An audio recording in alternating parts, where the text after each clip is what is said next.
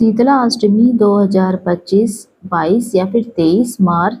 शुभ मुहूर्त। पूजा की विधि भूल कर भी ना करें ये 5 काम। आज हम अपने इस वीडियो में बात करेंगे साल 2025 में शीतला अष्टमी व्रत कब है, पूजा का शुभ मुहूर्त, पूजा विधि और इस व्रत से जुड़े कुछ खास नियमों के बारे में बात करेंगे।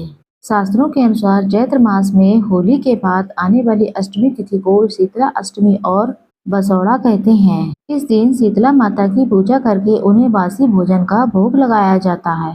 आमतौर पर इसे होली के 8वें दिन मनाने का विधान है। शास्त्रों के अनुसार सभी व्रतों में एकमात्र ये ऐसा व्रत है जिसमें बासी भोजन का भोग लगाया जाता है और प्रसाद के रूप में बासी भोजन को ही ग्रहण किया जाता है। मान्यता है कि शीतला माता की पूजा से व्यक्ति को आरोग्य की प्राप्ति होती है।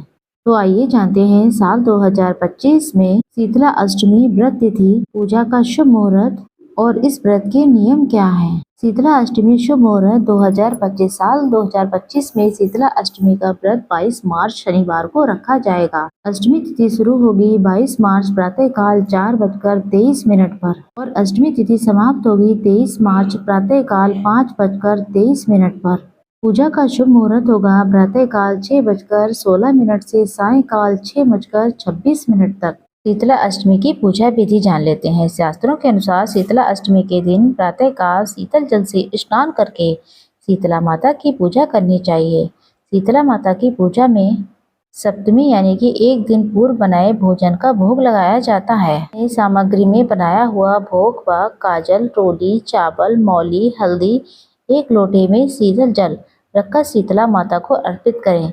इस जल को मां को चढ़ाएं भी और फिर बचे हुए जल को घर के सभी कोनों में छिड़काव कर दें। इस दिन भोग के लिए सप्तमी तिथि को मीठा भात, खाजा, चूरमा, नमक पारे, बेसन की पकौड़ी और हलवा पूड़ी का भोग बनाएं।